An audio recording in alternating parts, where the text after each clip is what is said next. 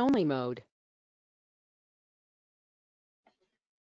Halo, selamat pagi Bapak Ibu peserta Philips Sekuritas Indonesia webinar. Hari ini Senin, 7 September 2020, kembali lagi bersama dengan kami, tim riset Philips Sekuritas Indonesia. Seperti biasa, sebelum memulai bagaimana kita melihat drivers IHSG hari ini dan juga secara regional, mohon konfirmasi gambar dan suara. Apakah terlihat dan terdengar dengan jelas, Bapak Ibu? Terbaca dan terdengar dengan jelas. Terima kasih Bapak Arya Bandoro. Kemudian selamat pagi Bapak Herman Wibowo. Bapak Dr. Andes Berluis. Bapak Herman Wibowo udah langsung offline. Oke, Bapak Robertus Immanuel, terima kasih untuk konfirmasinya. Ya, seperti apa pergerakan IHSG hari ini? Apa saja yang menjadi headline emiten dalam negeri dan bagaimana posisi asing begitu ya di IHSG kita, terus kemudian apa yang menjadi rekomendasi teknikal kita pagi ini bersama dengan saya Debbie. Inilah webinar selengkapnya. Oke, IHSG ditutup melemah ya, 41 poin kalau kita evaluasi sejenak minggu lalu, 0,78%, hampir 1% ya. Ini sejalan dengan indeks regional Asia yang juga ditutup lemah. Not to mention Amerika Serikat juga banyak dilepas gitu ya, kepemilikan sahamnya, mengamankan profit. Jadi IHSG Jumat kemarin mengikuti indeks regional Asia dan juga Amerika Serikat. Sektor industri dasar, aneka industri dan infrastruktur ini memberikan performansi terburuk dengan melemah rata-rata 1,58%. Sepekan ke belakang IHSG melemah rata-rata 0,4% setelah seminggu sebelumnya lagi 2 minggu kemarin itu sempat menguat tipis ya 0,11%. Minggu kemarin IHSG melemah di rata-rata 0,4%. Sebetulnya tidak hanya mengekor di regional Asia dan juga Amerika Serikat, namun IHSG itu melemah karena utamanya ditopang oleh kasus COVID-19 di Indonesia yang semakin mengkhawatirkan. Peningkatan kasus baru itu di atas 3.000 per hari selama 5 hari berturut-turut. Ini membuat market banyak mengamankan profit dan melepaskan saham ya. Ini juga sebetulnya yang terjadi di beberapa negara, baik itu di regional Asia maupun juga Amerika Serikat dan juga Eropa. Once COVID-19 pertambahan kasusnya itu cukup signifikan ya, apalagi lebih dari 3 hari, itu yang kemudian menjadi sentimen utama, indeks saham itu goyang dan investor banyak mengamankan profit. Kemudian juga kami percaya sentimen dari Amerika Serikat, politik Amerika Serikat ini juga memberatkan IHSG, tidak hanya secara regional tapi juga IHSG itu sendiri. Karena kita tahu kalau kita lihat di tabel tertera ya, indeks saham Amerika Serikat itu ditutup melemah minggu lalu. Dow melemah 159 poin atau 0,56%. Ini ditutup kembali di bawah level psikologis all time high 29.000 yaitu 28.133. Ini koreksinya cukup dalam ya. Memang kalau misalkan per satu hari kemarin Jumat kurang dari 1%, tetapi sebelumnya Dow telah mencatatkan pelemahan yang cukup signifikan. Kemudian S&P 500 juga melemah 28 poin atau 0,81%. Meski tetap berada di level psikologis di atas 3.400, kemudian Nasdaq ini juga melemah 145 poin atau 1,27%. Gitu ya, pelemahan indeks saham Amerika Serikat ini memang utamanya profit taking ya, karena ketiga indeks saham terbesar di New York Stock Exchange ini sempat membukukan rally yang cukup panjang. Bahkan ini digadang-gadang tidak sejalan dengan kondisi perekonomian Amerika Serikat yang recovery-nya masih membutuhkan pendukung dari berbagai macam sektor ya, tetapi indeks sahamnya ini bergerak cukup signifikan. Bahkan pengamat juga melihat apakah Bank Sentral Amerika Serikat dalam hal ini The Fed dan juga pemerintah Amerika Serikat bisa mengejar rally dari pasar saham Amerika Serikat atau Wall Street Namun demikian ini kembali mencatatkan pelemahan setelah rally yang cukup panjang, investor mengamankan profit atau profit taking. Sentimennya yang menguatkan pernyataan tersebut justru karena data sektor tenaga kerja Amerika Serikat surprisingly Jumat kemarin itu membaik ya, tapi kita tidak tahu apakah ini akan bertahan cukup lama. Unemployment rate ini turun menjadi 8,4% di bawah ekspektasi 9,8%. Setelah bulan Juli ini sebesar 10,2%. Meski non-farm payroll ini buruk ya. Namun angka pengangguran yang berkurang ini malah justru meningkatkan kekhawatiran market bahwa stimulus fiskal tidak akan dilanjutkan.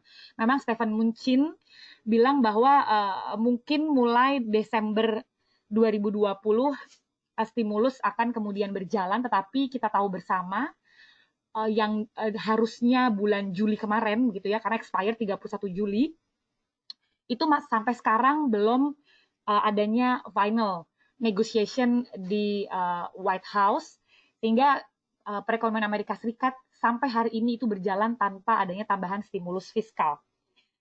Dan adanya penurunan tingkat pengangguran di Amerika Serikat yang kemarin 8,4% gitu ya untuk bulan Agustus 2020 ini justru malah meningkatkan kekhawatiran bahwa it's happening kalau stimulus fiskal agaknya tidak menjadi prioritas utama di pemerintahan Amerika Serikat. Kemudian juga kembali ya, relationship antara US dan China ini kembali memanas. Memang minggu lalu adanya statement rencana China akan membangun industri semiconductor gitu ya. Ini yang biasanya China melakukan impor karena adanya hubungan yang memanas antara Amerika Serikat dan China, ini kian meningkatkan kekhawatiran bahwa China akan mulai membuka industri semikonduktornya dan mulai memproduksi dan mulai mengambil permintaan gitu ya dari produk-produk semikonduktor dalam negeri begitu. Karena memang pemerintahan Trump ini sepertinya akan menerapkan tarif ekspor untuk semikonduktor, dan ini sebetulnya yang menguatkan China, memperberat China ya, dan sentimen kekhawatiran ini yang kemudian juga memberatkan pergerakan pasar saham di Amerika Serikat dan juga secara regional di Asia, dalam hal ini di China, karena sudah terbukti minggu lalu ini yang membuat koreksi Shanghai, indeks Shanghai dan juga Hang Seng cukup signifikan. Kemudian tidak hanya semiconductor ya, tetapi juga eskalasi dari sektor teknologi. Kita tahu masih beraksi ya sampai sekarang dari 2 minggu kemarin, 2 minggu ke belakang, perang antara sektor teknologi antara Amerika Serikat dan China. Ini agaknya masih menjadi spotlight memanasnya hubungan perdagangan bilateral antara China dan juga Amerika Serikat. Dan kita lihat juga di tabel tertera, Edo memang menguat tetapi cukup tipis, dan pelemahan indeks saham itu pelemahan juga tidak hanya terjadi di indeks saham tetapi juga di komoditas, begitu ya, meningkatnya kasus COVID yang cukup signifikan tidak hanya di salah satu kontinen gitu ya, tetapi secara worldwide. Ini meningkatkan kekhawatiran pasar gitu ya. WTI crude kemudian dibayangi kembali dengan oversupply, demikian juga Brent. Gold melemah tipis, sebenarnya harusnya ketika saham ini bergejolak, kemudian juga komoditas bergejolak, harusnya gold ini menjadi safe haven, tetapi kemudian pasar lebih memilih untuk profit taking di komoditas baik juga gold, dan memilih untuk ke pasar obligasi. Di Indonesia sendiri begitu ya, sepekan kemarin itu obligasi baik korporasi maupun juga pemerintahan ini meramaikan bursa, dan ini yang kemudian menjadi incarannya investor, tidak hanya di Indonesia maupun juga di regional Asia, tapi juga di Amerika Serikat. Ya, itu yang menjadi sentimen IHSG hari ini. Kami percaya IHSG akan melanjutkan pelemahan terbatas dengan support di level 5.144 dan resisten di level 5.327. Kemudian headline untuk dalam negeri, kami punya berita dari Pegas dan IMAS serta PTBA. Dari Pegas, PT Perusahaan Gas Negara, Berstrategi tetap mengembangkan pembangunan infrastruktur dengan mengambil kebijakan optimasi efisiensi yang tidak terkait langsung dengan pendapatan dan kehandalan jaringan pipa pada semester kedua 2020. Kemudian IMAS, PT Indomobil Sukses Internasional, TBK melakukan pembelian saham anak usahanya, PT Indomobil Multijasa Tbk atau IMJS, senilai 610,19 miliar rupiah. Dari subsektor batubara, PTBA atau PT Bukit Asam optimis bisnis batubara berkalori tinggi masih prospektif pada 2020. PTBA memangkas panduan produksi tahun ini dari semula sebesar 30,3 juta ton menjadi hanya sebesar 25,1 juta ton. Ya, ini yang masih menggerakkan memberatkan IHSG ya, bahwa kemudian asing kembali mencatatkan net sale yang cukup fantastis, hampir 1 triliun rupiah Jumat kemarin, yaitu sebesar 958,96 miliar rupiah secara year to date. Net sale asing mencatatkan peningkatan yang cukup signifikan dengan total 47,24 triliun rupiah. Secara performansi IHSG dan LQ45 kemudian secara otomatis mengalami kemunduran ya, meningkatkan minus IHSG performansinya year to date minus 16,82%, sementara LQ45 secara year to date performansinya masih minus 18,39%.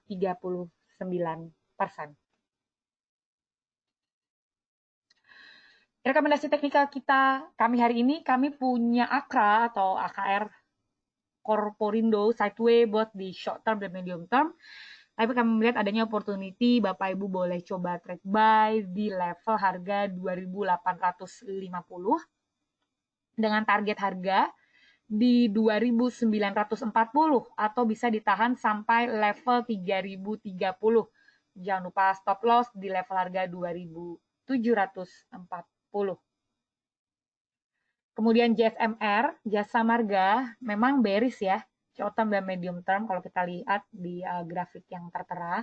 Namun kami melihat justru adanya opportunity, Bapak Ibu boleh coba speculative buy di level harga 3.880 dengan target harga di level 3.980 atau bisa ditahan sampai level harga 4.070. Jangan lupa stop loss di level harga 3.660. Kemudian di sektor consumer good, HM Sampurna, HMSP memang sideway di medium term, short termnya bearish, tapi kami melihat adanya opportunity, Bapak Ibu boleh coba spekulatif buy di level harga 1.640 dengan target harga di level 1.690 atau bisa ditahan sampai level harga 1.730. Jangan lupa stop loss di level harga 1.585.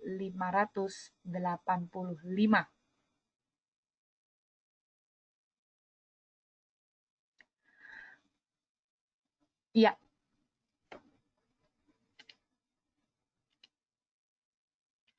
AKRA di level harga trade buy di level harga 2.850. Kemudian JSMR spekulatif buy di 3.880 dan terakhir HMSP spekulatif buy di level 1.640.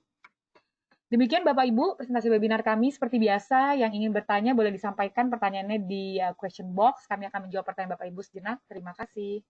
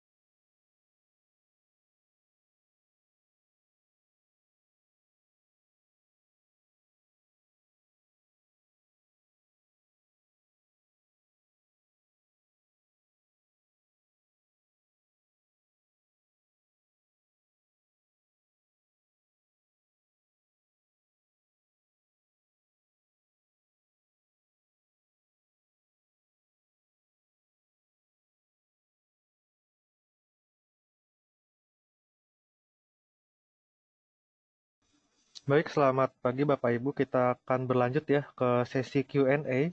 Setelah sempat kita bahas tadi prediksi kami mengenai kondisi market dan bagaimana beberapa saham yang kami sudah rekomendasikan pada hari ini.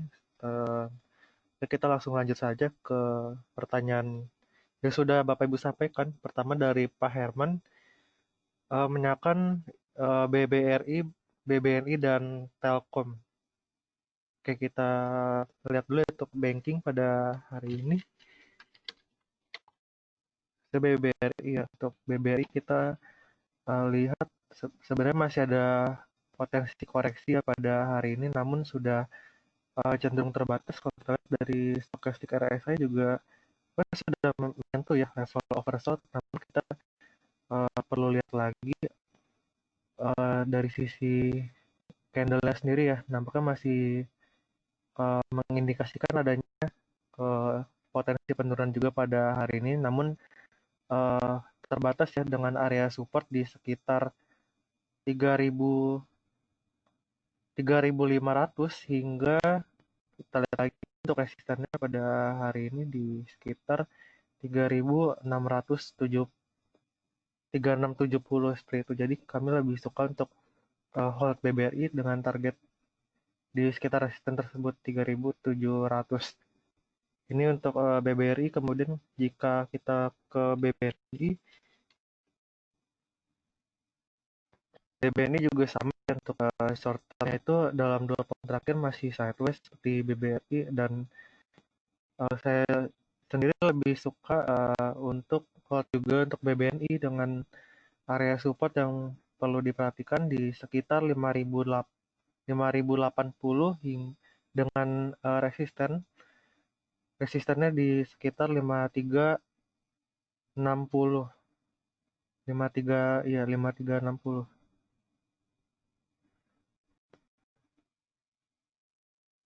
Oke, kemudian ini kita lanjut ke Telkom. Untuk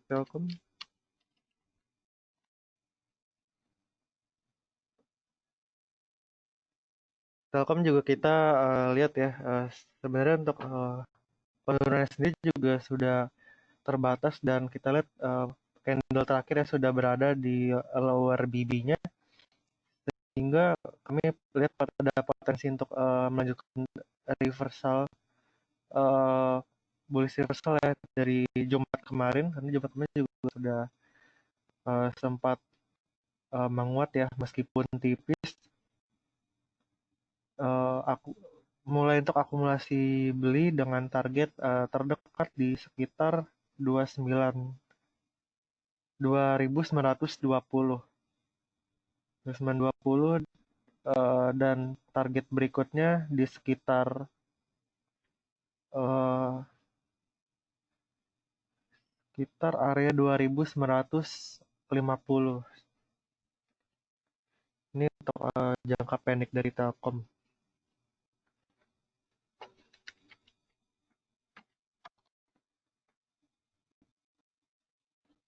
Kemudian yang ditanyakan lagi ada saham Sarana Meditama Metropolitan ya, atau SAME. SAME sendiri saya sih lebih suka untuk sell ya. Kalau kita lihat dari uh, 3 candle terakhir yang menunjukkan adanya kelanjutan ya, bearish continuation, lanjutan dari bearish, masih cenderung tertekan juga ya pergerakannya, dan dari RS sendiri juga uh, sudah mulai turun ya, keluar dari jalur overbuynya. Jadi kita lihat ada potensi untuk melemah, dan perhatikan area support SAME ini sekarang di sekitar 110. Kemudian kita belajar ke plan berikutnya, Pak Hendrali.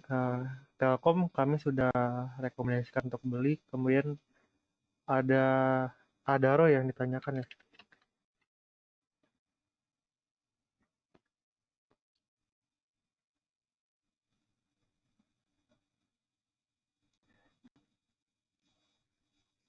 Nah, untuk Adaro sendiri kita lebih suka untuk sell on strength ya di sekitar target 1230 seperti itu. 1220 ke 1230 bisa dijadikan area untuk sell ya atau take profit seperti itu untuk Adaro.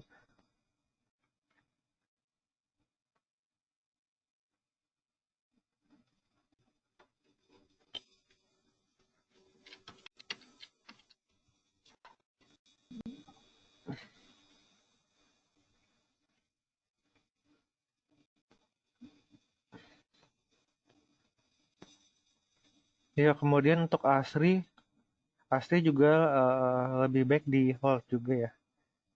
Untuk supportnya sendiri di sekitar 118 dan resistennya dalam beberapa pekan terakhir masih kita lihat di 130.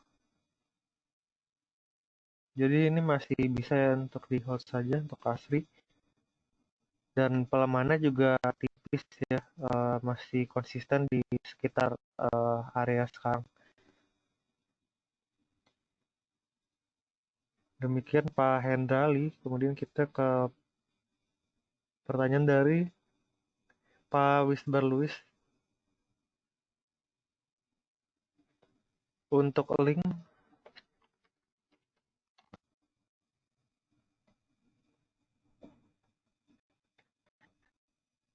ya untuk link sendiri kita lihat ya dalam beberapa hari terakhir, tepatnya sepekan terakhir ini ada lonjakan dari volume ya sangat fluktuatif dan cenderung kembali turun ya. Jadi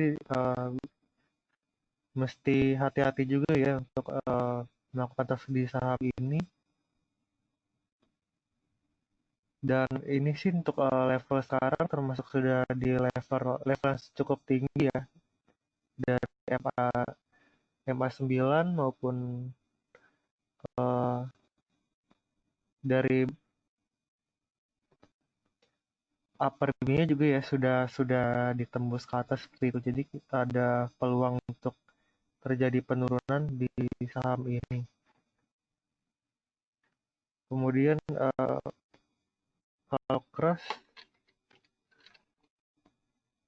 ya kalau keras kami lebih suka untuk hold juga ya. Ini sudah berada di level oversold sehingga eh, tekanan jual juga sudah cenderung terbatas ya. Jika dilihat sekarang sih sudah berada di sekitar MA9 dan ini dalam penutupan perdagangan kemarin hari Jumat ini terbentuk juga ya ada lower shadow di bawah sehingga kita lihat ada kecenderungan untuk kembali reverse ya ke atas dengan target sendiri di sekitar area 398 sampai 400 ya.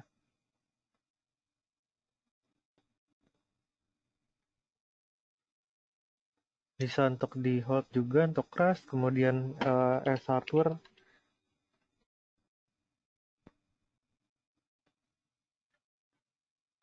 S-hardware juga uh,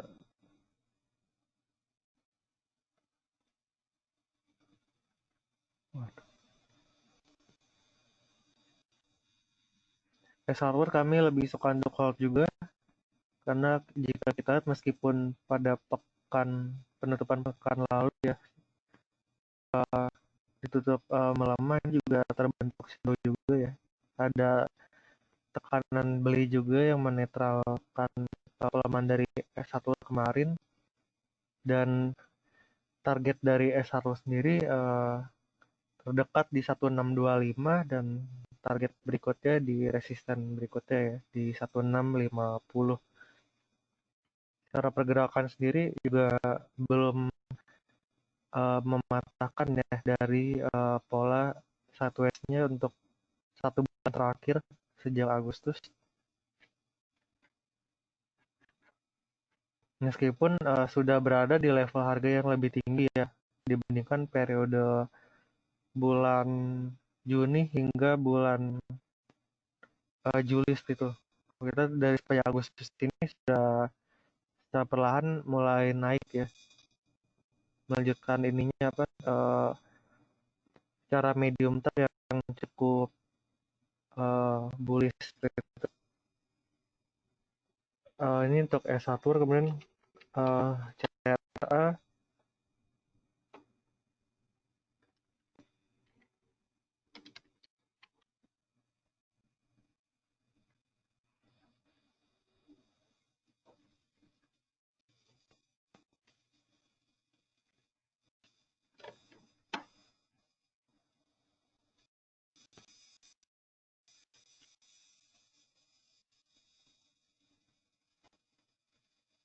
ya, untuk CTRA sendiri saya lebih suka untuk hold juga ya, karena meskipun ada uh, pola koreksi ya sepanjang pekan lalu, namun pekan kemarin masih bisa ya ditutup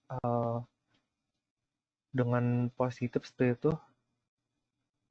Kalau kita lihat area supportnya sendiri di sekitar 700 715 ya, dan ini masih berada di area di atas area supportnya dan masih cukup bullish juga ya, karena ini masih berada di atas area uh, middle BB-nya Bollinger Band, dan volume juga masih cukup stabil ya. Kita lihat target sendiri terdekat di sekitar 760, dan area stop loss sendiri perlu diperhatikan ya, 715 tadi perlu diperhatikan sebagai area support.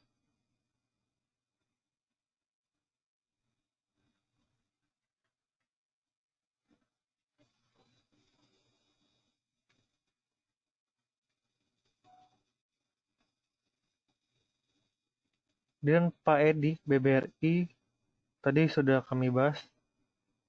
Kita akan ke saham BMRI yang belum dibahas, karena untuk BMRI sendiri jika kita lihat juga hari ini juga masih ada potensi untuk menunjukkan pelemahan. Perhatikan area support untuk kondisi sekarang di sekitar 5870 ya. Jika ke bawah area tersebut nampaknya masih akan melanjutkan pelemahan juga. Namun jika kita lihat di pola RSI juga sini sudah berada di area yang cukup jenuh jual ya, sehingga sebenarnya pelemahannya juga cukup terbatas. 5870 bisa diperhatikan sebagai area supportnya seperti itu. 5870 hingga 5850 ya supportnya, sorry. Di wait and see dulu untuk BMRI.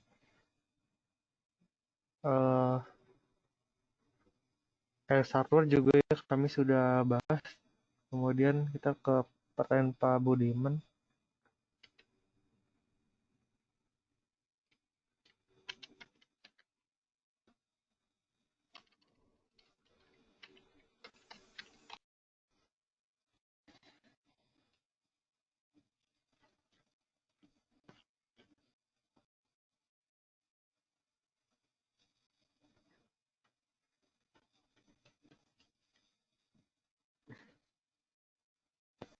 Mayor kita lihat karena peningkatannya ya sudah cukup drastis.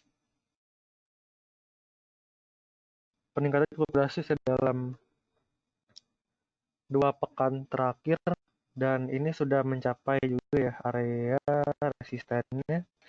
Resisten di sekitar 2550 ya.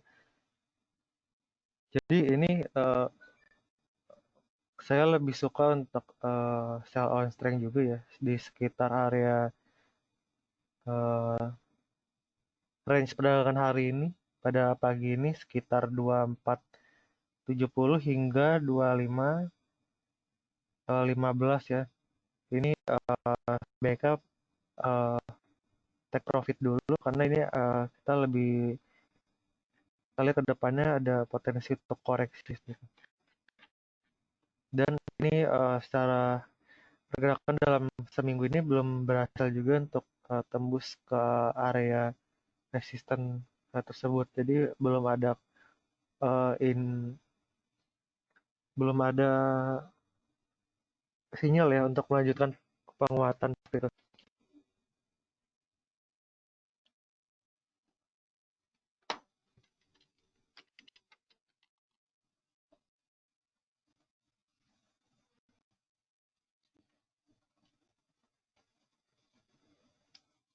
Nah, untuk BNGA sendiri jika kita lihat ini dalam masih dalam eh, pola yang cukup bullish dan kalau jangka pendek kan masih agak tertahan ya sideways dan saya lebih suka untuk buy BNGA dengan target di sekitar area MA-nya ya 820 hingga area 840 ya.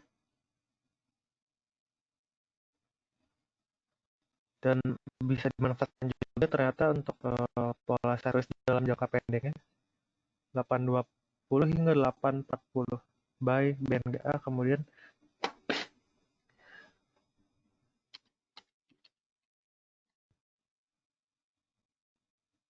Pegas kami juga sudah sampaikan di lebih baik untuk hold dulu ya untuk Pegas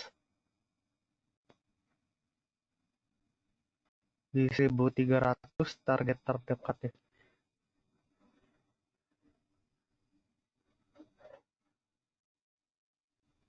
Jadi kita lanjut ke plan Pak Dede, CTRA dan hoki ya. CTRA tadi kami juga sebenarnya sudah bahas CTRA lebih baik untuk hold dulu ya. Perhatikan area supportnya 820 dan area resisten terdekat di 760 hingga 800.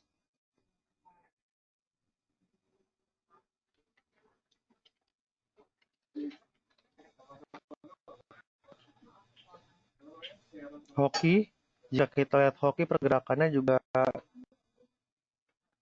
sudah cukup bullish juga ya dalam 2 pekan terakhir. Target 760 sebaiknya batasi juga ya pembeliannya di portofolionya karena ini penguatannya saya juga sudah mulai cukup terbatas ya. 760 dapat jadikan area take profit untuk hoki.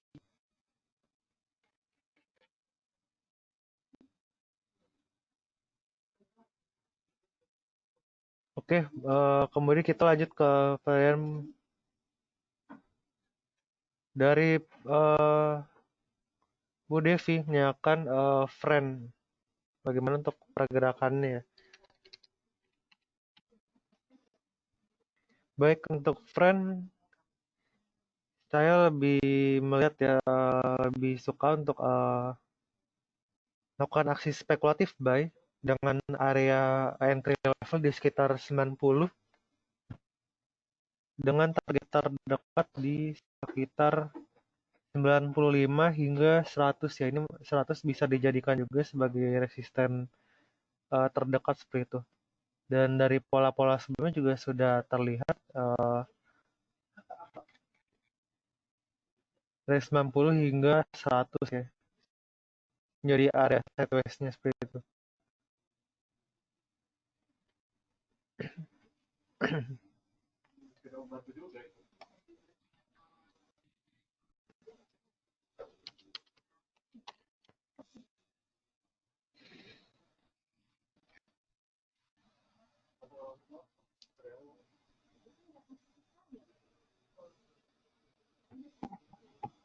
Next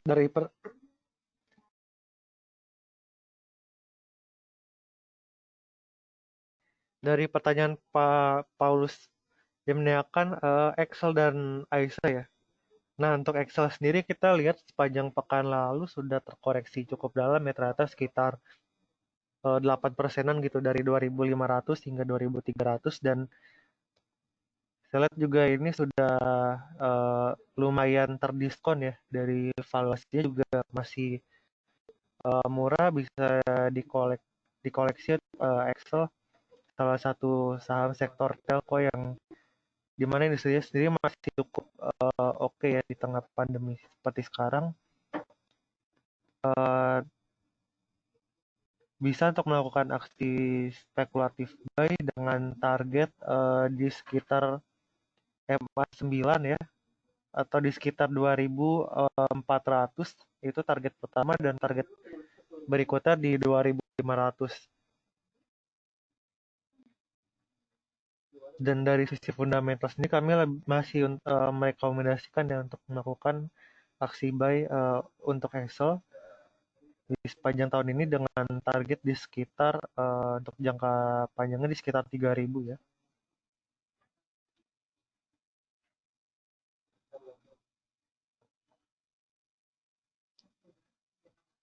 Dan dari sisi stokastik RSI juga sudah masuk ya ke level oversold ya, dan tekanan jual juga nampaknya sudah mulai terbatas.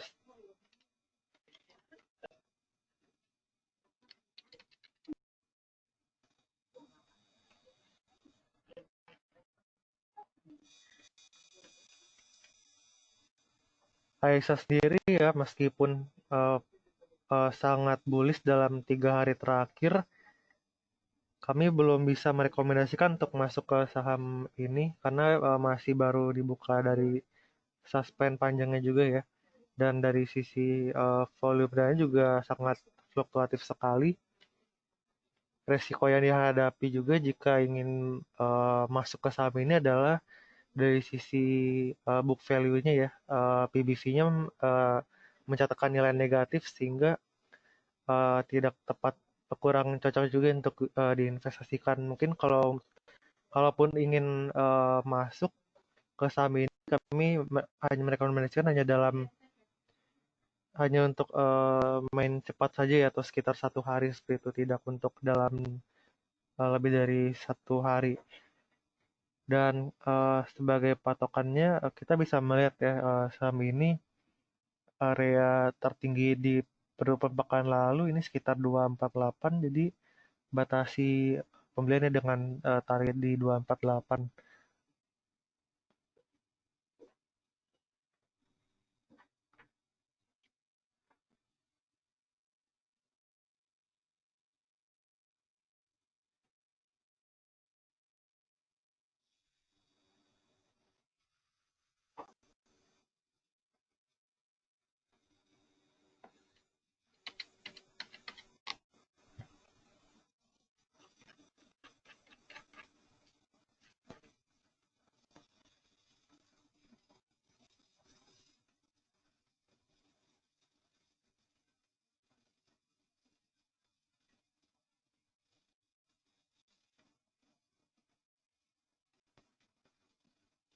Kemudian presentasi dari Pak Sony menyatakan JSKY, ini kita lihat secara teknikal masih cukup panjang ya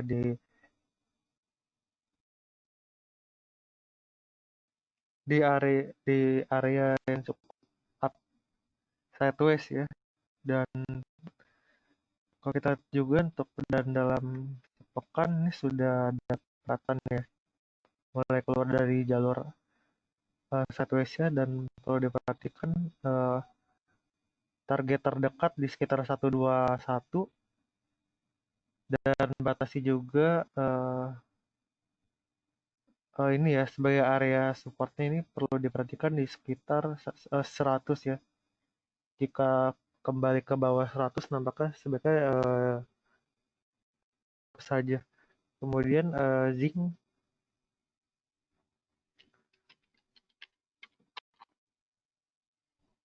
oke, Kapuas Prima kita lebih suka untuk hold juga, dan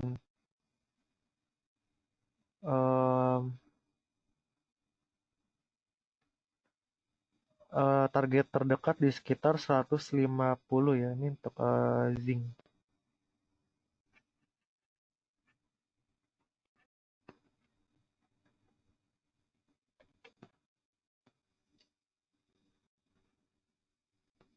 Aisyah tadi kami sudah bahas, kemudian BIF, ya untuk BIF sendiri bisa ya melakukan aksi spek buy juga ya, karena ini dalam jangka panjang pergerakannya memanfaatkan pola sideways ini.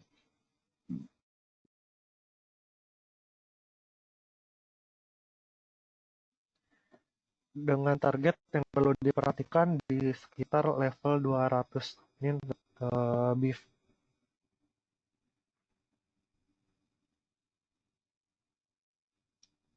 Pak Bahri, Excel kami sudah bahas, kita mungkin ke MDKA maupun ASI dulu ya.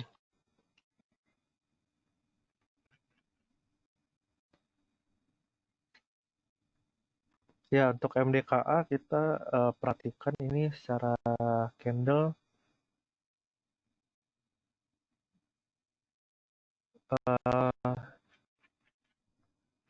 sudah mulai ini ya, sideways dan mengakhiri pola uptrendnya, dan area supportnya sendiri ya sekarang di sekitar 1710 dan area 1800 sebagai area resistennya ini untuk MDKA.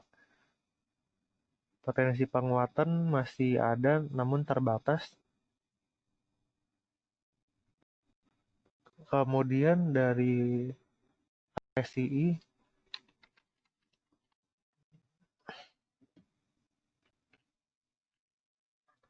juga untuk medium masih terpantau sideways juga ya, dan hari ini ada koreksi menembus area lower BB-nya. Perhatikan juga level supportnya di sekitar 5.000. Jika menembus area 5.000 ada kemungkinan besar ya untuk melanjutkan pelemahan hingga ke area sekitar 4.900 seperti itu.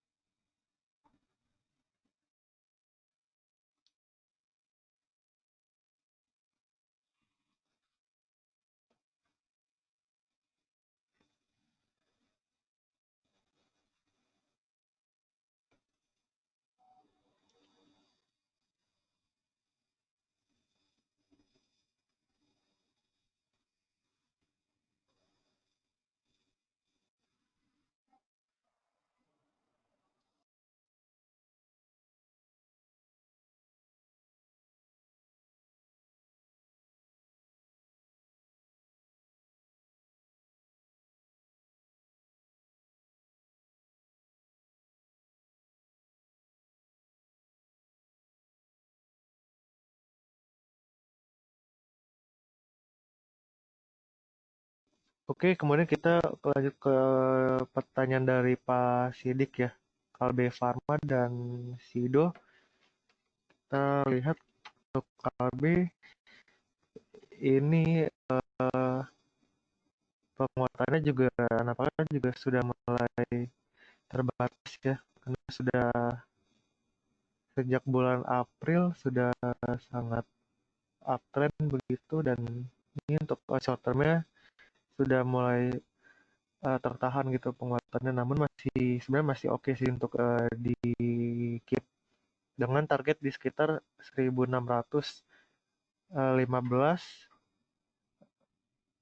hingga 1630. Jadi bisa nih untuk trading untuk jangka pendek untuk KB Pharma. Kemudian untuk Sido,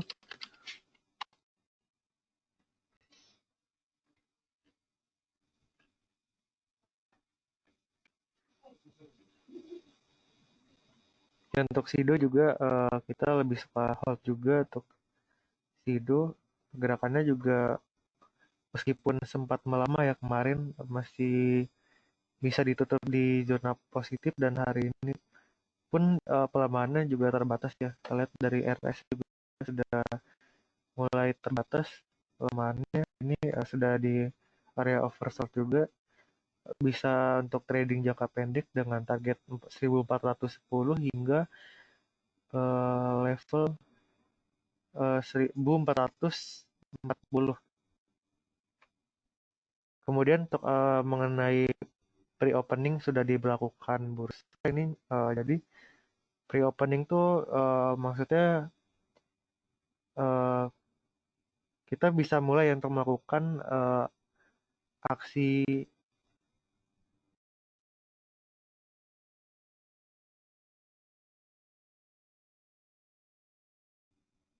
sudah boleh untuk melakukan bid ataupun offer saham di ini ya secara online ya di beberapa menit sebelum pembukaan jam perdagangan atau sebelum jam 9 gitu.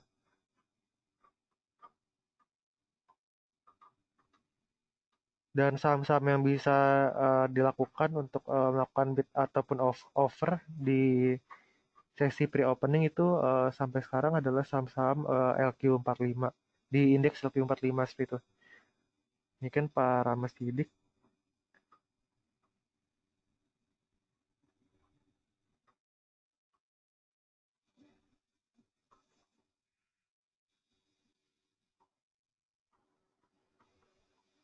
Dan dari Pak Haikal yang menanyakan PTBA, Bull, SSA ya. Ini kita ke PTBA dulu. PTBA kita lihat pelemahannya, kita masih ada potensi untuk melakukan pelemahan dari beberapa candle terakhir mengindikasikan gaya tekanan jual masih bisa berlanjut dan area supportnya sekarang kita lihat di sekitar 2050 hingga sekitar 2015 ya ini untuk PTBA. Kayaknya wait and see dulu untuk PTBA, kemudian untuk saham-saham lainnya seperti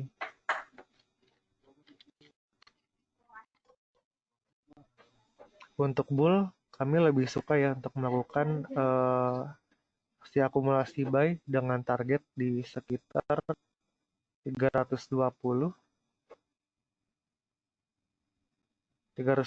hingga area 328.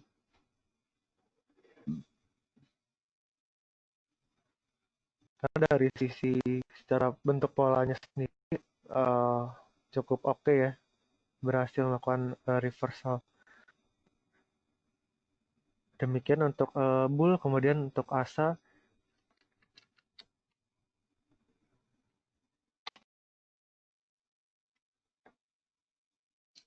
kami juga lebih suka untuk melakukan aksi buy dengan target di sekitar 572 hingga sekitar 500 hingga 580 ya. Ini untuk asa. Kemudian kita berlanjut ke Pak Junaidi. Telkom kami sudah rekomendasikan, kemudian jasa Kalbe Pharma juga sudah. Kita ke Unilever dulu yang belum dibahas. Pagi ini Unilever juga dibuka koreksi ya. Koreksi untuk Unilever, kita perhatikan area supportnya di sekitar 8.175 ya. Atau 100 dari harga marketnya sekarang. Dan sebenarnya sih untuk Unilever masih sideways juga ya untuk medium term, sehingga sebenarnya masih bisa untuk di hold 8175 sebagai support di perdagangan hari ini.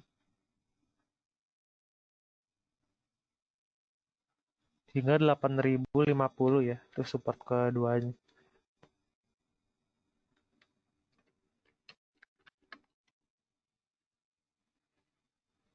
Jasa Marga dalam 2 hari terakhir sudah mulai ya terbentuk pola bullish. Ada kemungkinan juga kemungkinan besar untuk reverse sehingga bisa untuk dilakukan aksi eh, akumulasi ya, akumulasi beli dengan target di sekitar 3.900 hingga 4.000 ya. Ini untuk jasa marga.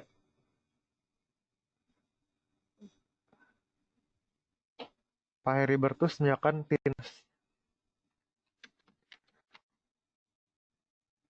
Ya, untuk TINS sendiri dilihat juga ya dari pola yang terbentuk dari RSI juga terbentuk Golden Cross dan eh, kami melihat adanya potensi aksi jual dulu ya atau take profit dulu untuk jangka pendek dan tetap perhatikan area support yang perlu diperhatikan tuh di sekitar 800 ya. Jika menembus area 800 ke bawah 800 atau sudah mulai di area 700-an, ini kita 750 ini sudah patut untuk stop loss gitu.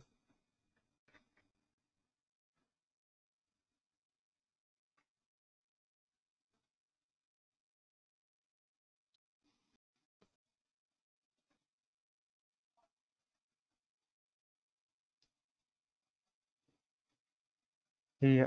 Jadi untuk secara tren sendiri jika ke bawah area 800 ini artinya akan mematahkan ya dari tren medium termnya ya atau tren bullish SP itu. Jadi 8 ke bawah 800 tuh bisa jadikan area stop loss. Ini untuk TINS. Pak Heriberto juga menanyakan sesi pra pembukaan itu sama tadi pertanyaannya yaitu ini maksudnya pre-opening ya sehingga sebelum jam 9 atau beberapa menit sebelum jam 9 ini investor sudah boleh memasukkan uh, entry bid ataupun offer ya.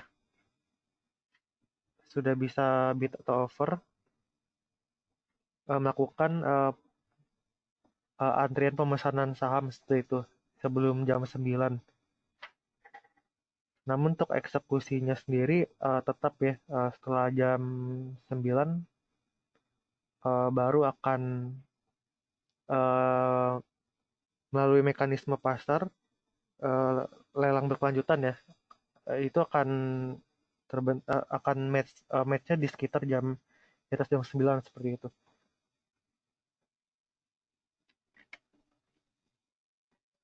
Itu untuk maksud dari pre-opening ya sudah mulai kembali diberlakukan oleh bursa.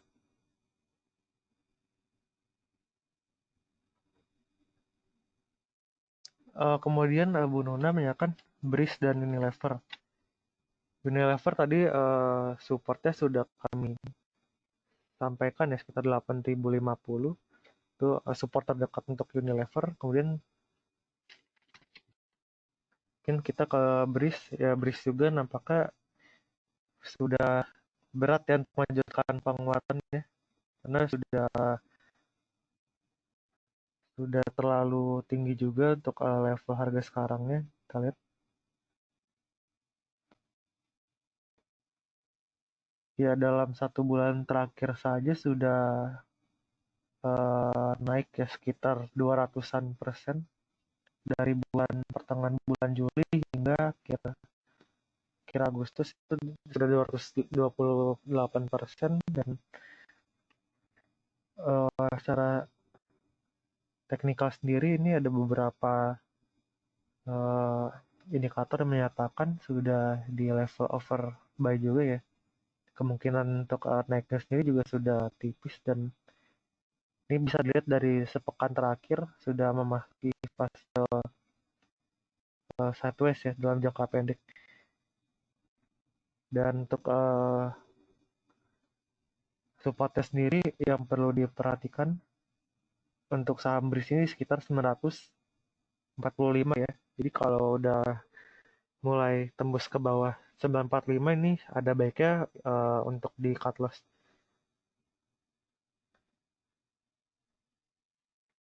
Oke, Pak Ferdinand menanyakan Sido ya, emiten Sido.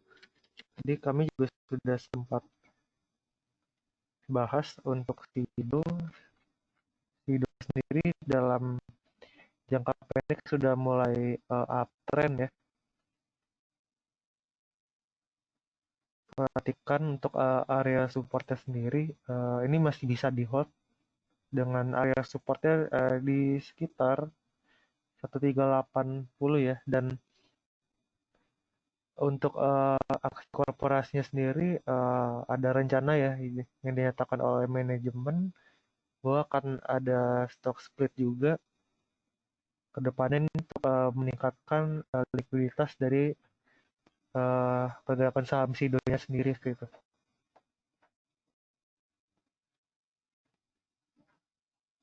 Dan bagus juga ya karena ini akan meningkatkan minat investor juga untuk mulai masuk ke saham Sido jika sudah terjadi stock split dan mereka lebih liquid ya. Kemudian dari Inco, Pak Heribertus, nah kan Inco,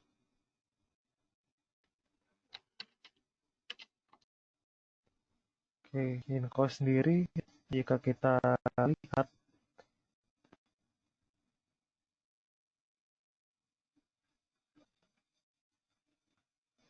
masih ya dalam uptrend channel ya, meskipun ada koreksi kecil, namun masih dalam kenaikan pola kenaikan sehingga masih bisa untuk di hold saja.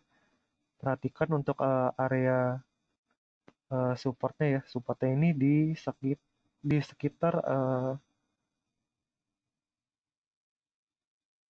sekitar 3.800 ya, sehingga jika masih di atas 3.800 ini masih oke untuk di hold, kecuali jika tembus ke bawah 3.800 ini yang sebagai area support, maka ada kemungkinan untuk mematahkan pola uptrend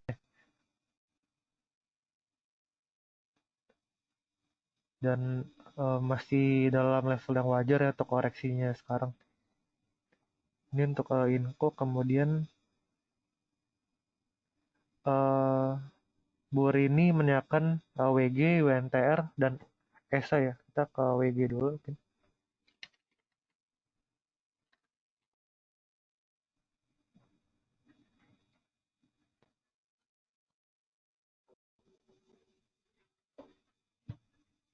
Ya untuk WG, jika kita lihat ini dalam medium term masih dalam level yang sideways dan sebenarnya masih oke juga untuk masih aman dalam artian untuk di hold. Perhatikan area supportnya sekarang di sekitar support di sekitar 180 ya, 180 dan area resisten di sekitar 200.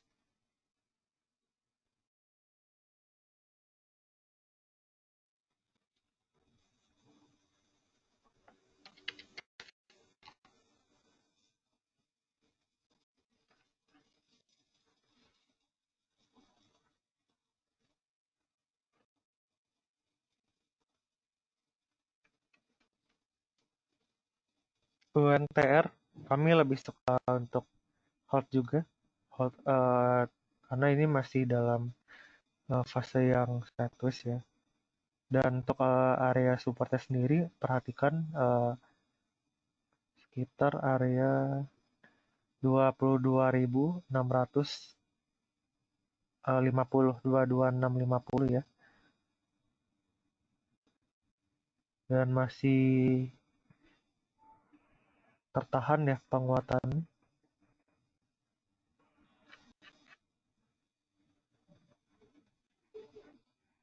Jadi di hold saja. Kemudian kita lanjut ke ya, untuk ESA sendiri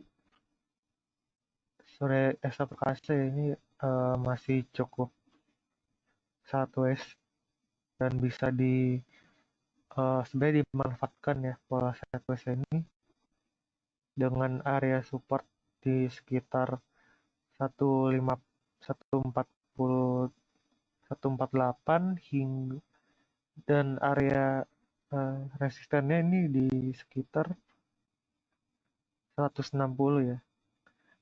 Dan hari ini sih sudah ada pola bullish ya, meskipun masih sedikit terkoreksi. Level lowernya masih di sekitar lowestnya pada pagi ini. Bisa untuk melakukan aksi spek buy ya. Resisten 160.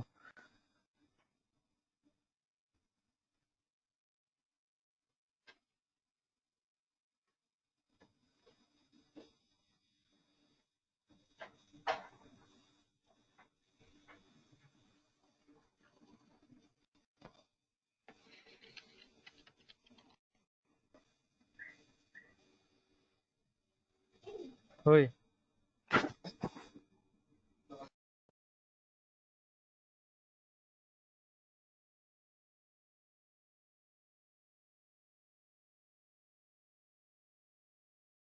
oke, untuk INTP kita lihat secara pergerakan dalam short, medium term ya, masih sangat sideways dan belum ada sentimen katalis positif juga ya dari industri semen, sehingga masih berat juga ya untuk keluar dari zona sideways-nya sekitar resisten 12.500 itu ini masih menjadi area resistennya untuk sekarang. Uh, Ya untuk level sekarang sih sudah mulai ya menyentuh area supportnya di sekitar 11.600. Jadi bisa untuk melakukan aksi akumulasi spekulatif buy. Target terdekat di 12.000 dan target berikutnya di sekitar 12.500.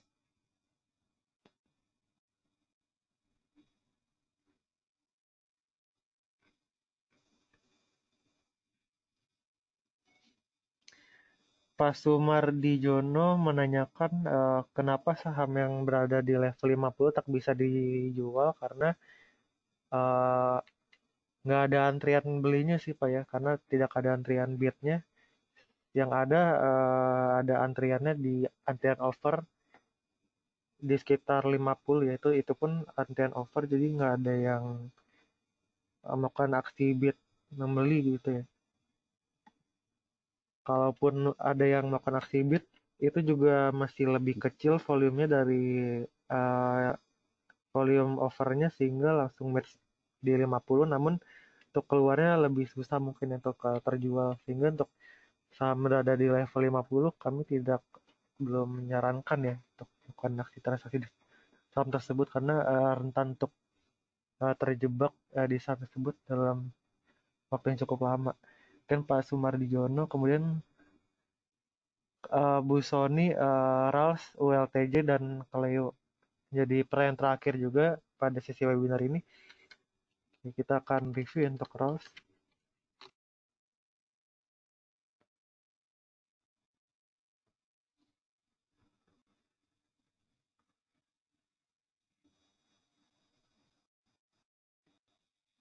Untuk Rals sendiri ya, kita lihat masih dalam level yang sideways juga, dan kalau jangka pendeknya ada koreksi, namun koreksinya juga sudah terbatas ya, ini sudah berada di level di bawah level MA9 ya. Jadi ini cukup murah juga ya secara teknikal, dan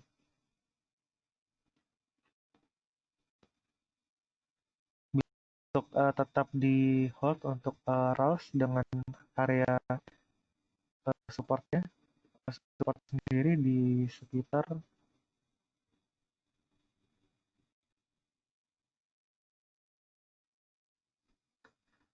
610 ya, dan di bawah area 610 bisa untuk uh, stop loss gitu.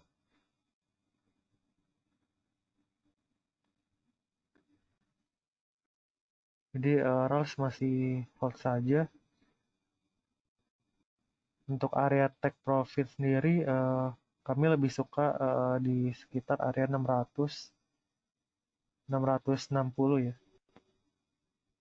Tipis aja untuk targetnya. Kemudian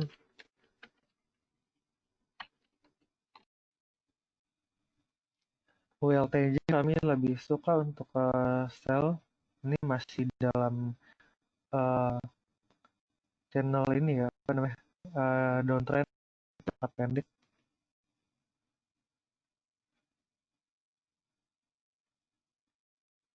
Support yang perlu diperhatikan sekarang sih untuk WLTJ di sekitar 1680.